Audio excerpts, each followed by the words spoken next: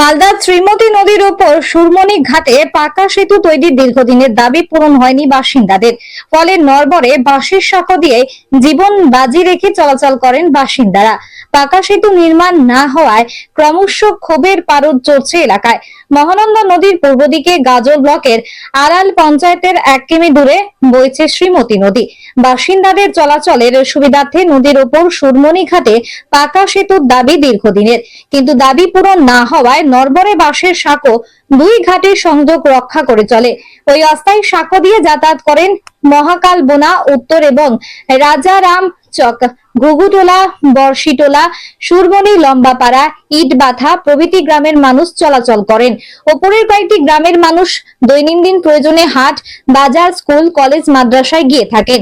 সাংসদ মৌসম নূর চেষ্টা করেও পাকা সেতুর রূপ পায়নি বাঁশের সাঁকোটি।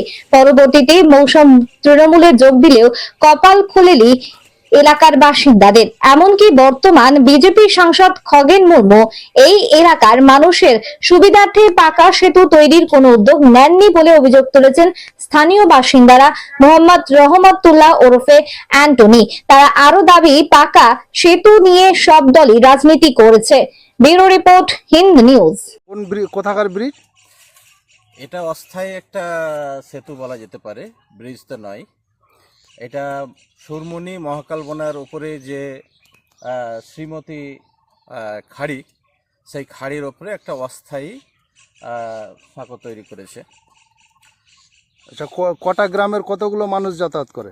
এই গ্রামে প্রতিনিয়ত 15 থেকে 20 হাজার মানুষ যাতায়াত করে।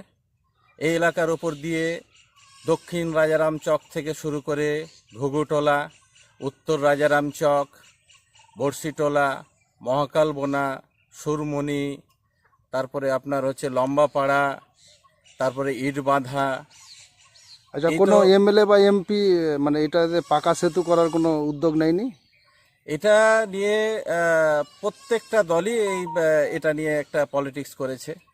প্রথমে যখন 98-এ যখন লেপ ছিল, তখন এই সিটটা ছিল বালুরঘাট লোকসভা কেন্দ্রে।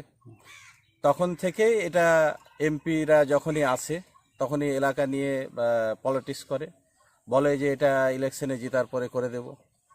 তারপরে উত্তর মালদা যখন বালুরঘাট কেন্দ্র কেটে যখন উত্তর মালদা হলো, তখন এটা নিয়ে মৌসম নূর দুইবারের সাংসদ ছিল।